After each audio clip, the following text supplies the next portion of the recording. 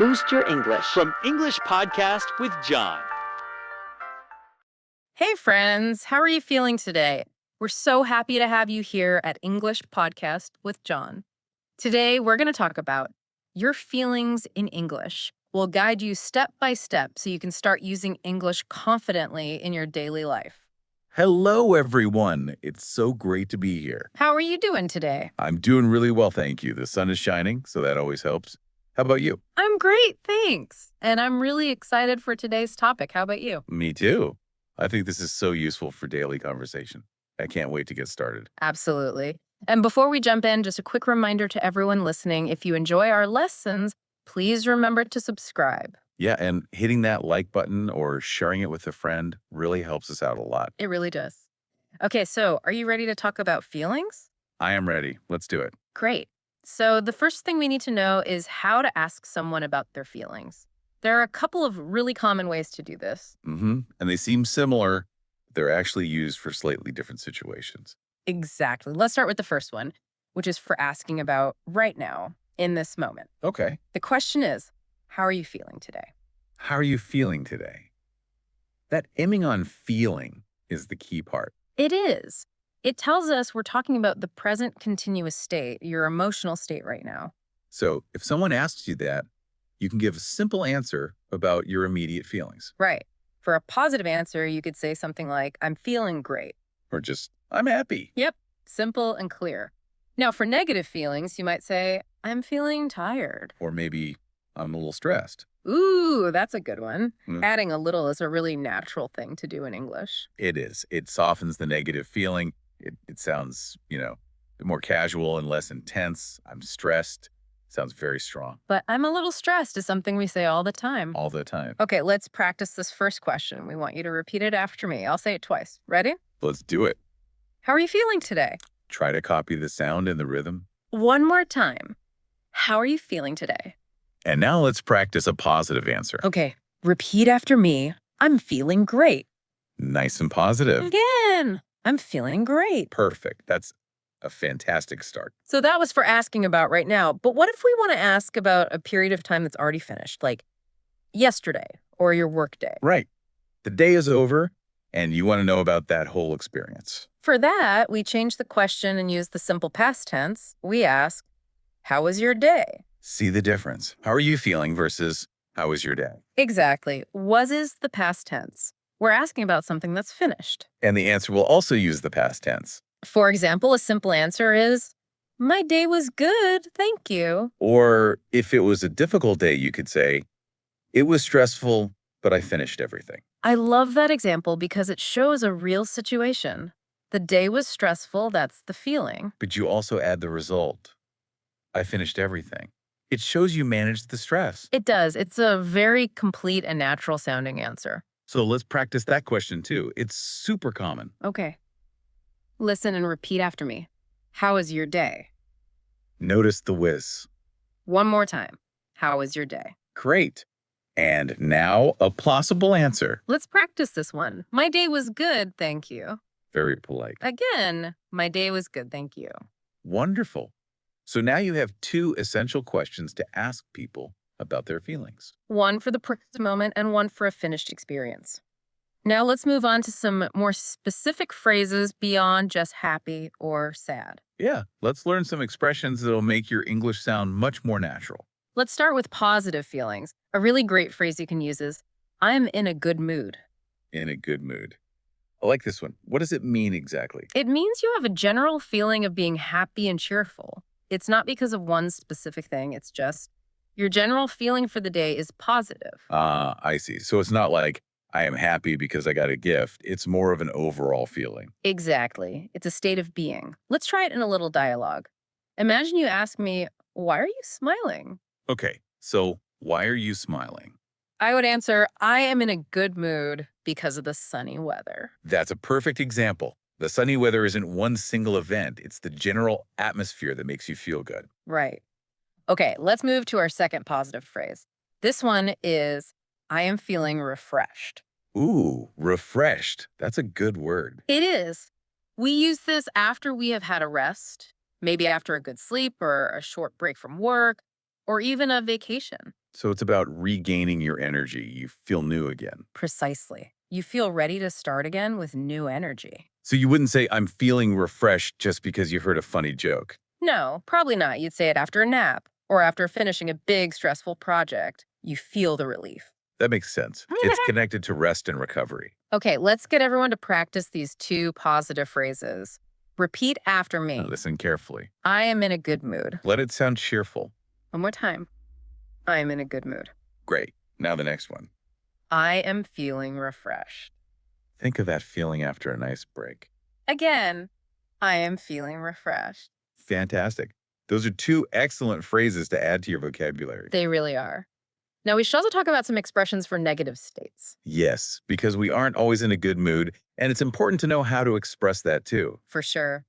A very common and simple way to say you're feeling a bit sad is, I feel down. I feel down. I hear this one a lot. It sounds much softer than I am sad. It does. It's a great alternative. It means you're feeling unhappy, maybe with low energy, but it doesn't sound overly dramatic. It sounds very natural. I'd really encourage everyone to try using I feel down. Me too.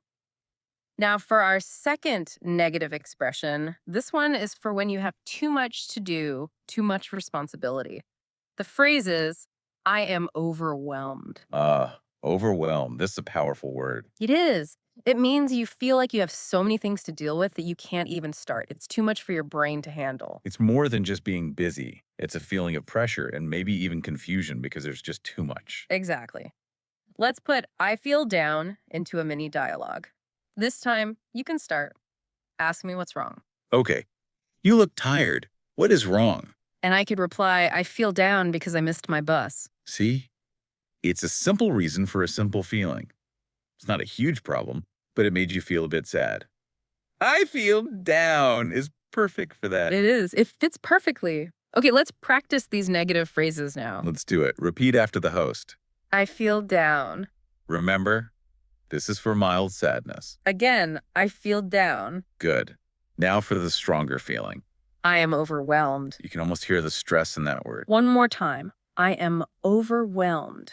Great job, everyone. Knowing how to express these different feelings is a huge step. It's a massive step, but now we need to connect the feeling to the reason. This is how you really start having conversations. Yes, explaining why you feel a certain way is the key. And the most important word for this is because. Because. A small word that does a very big job. It really does. The pattern is simple. First, you say you're feeling, then you say because, and then you give the reason. Feeling plus because plus reason. Let's look at an example in the present tense. I am happy because the weekend is here. A perfect, clear example. I am happy is the feeling. The weekend is here is the reason, because connects them. Exactly. Let's try one in the past tense now. Okay. How about this one? She was excited because she got a good grade. That's a great one. The feeling was excited is in the past. And the reason she got a good grade is also in the past. The tenses match. This structure is so important for telling stories and explaining situations. It helps the other person understand you so much better. So let's practice using this structure. Repeat this sentence after me. Try to get the flow right. Here we go. I am happy because the weekend is here. Say it with a smile. One more time. I am happy because the weekend is here. Excellent. Practice making your own sentences with because. That's a great idea. Now, what about feelings related to the future? Things that hadn't happened yet. Good question. For the future, we can use mobile verbs like will be or might be. Right. Let's start with will be. We use this when we are pretty sure about a future plan and how it will make us feel. It shows confidence. For example, I think I will be excited when I visit my family next week. You're predicting a positive feeling for a definite plan. Exactly. But what if you're not so sure? What if you're a bit worried about something? For that, might be is perfect. Might shows possibility, not certainty. Yes. For example, you could say, I might be nervous about the presentation tomorrow. You're not saying I will be nervous. You're just saying it's a possibility. It expresses a worry in a gentler way. It does. It's a very useful way to talk about future anxieties. So let's practice one of those sentences. The one about being nervous sounds like a really useful one. I agree.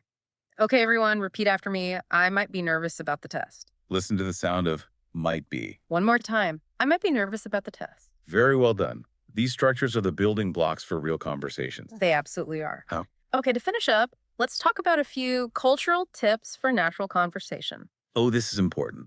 Knowing the phrases is one thing, but knowing how to use them is another. For sure. So sometimes native speakers use very short, quick questions to check on someone. They're not always as formal as, how are you feeling? No, not at all. A very common one is just what's up.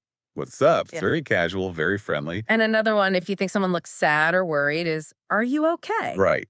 Are you okay shows concern. You're telling the person that you're there to listen if they need to talk. These are quick, friendly ways to open a conversation about feelings. They are. And speaking of natural phrases, there's another common one for stress. Yes. Instead of just, I am stressed, it's very common to say, I am a bit stressed out. Stressed out. That phrasal verb is used all the time. Adding out just makes it sound stronger, more complete. It does. And adding a bit, like we said before, just softens it a little. I'm a bit stressed out is a perfect natural sounding phrase. It really is. So, to help all of this sink in, we have a small activity for you. A little bit of homework. Just a little bit. We want you to try and write 2 sentences using the structures we learned today. What should they write? Try writing one sentence using I feel down because, and a second sentence using I am in a good mood because. That's a great idea. It forces you to practice connecting a feeling to a reason. Exactly. And the more you practice, the more natural it will become. Try to use these phrases when you're speaking, or even just when you're thinking to yourself in English. It really helps. It really does. Well, that brings us to the end of our lesson today. Thank you so much for joining us. Yes. Thank you, everyone. We hope you found it helpful. We really do. Remember, practicing a little bit every day is the best way to improve your English. Absolutely. And we would love to hear from you. Please leave a comment below and tell us how you are feeling today. Yes. Try to use one of the new phrases we learned. We'd love to read your sentences. It would be great to see you practicing. And of course, if you found this lesson useful, please don't forget to like, subscribe, and share it with anyone else who is learning English. It helps us reach more people. It does. We'll be back soon with more lessons to help you on your English journey. We look forward to it. Goodbye for now. Goodbye, everyone. Take care. See you next time.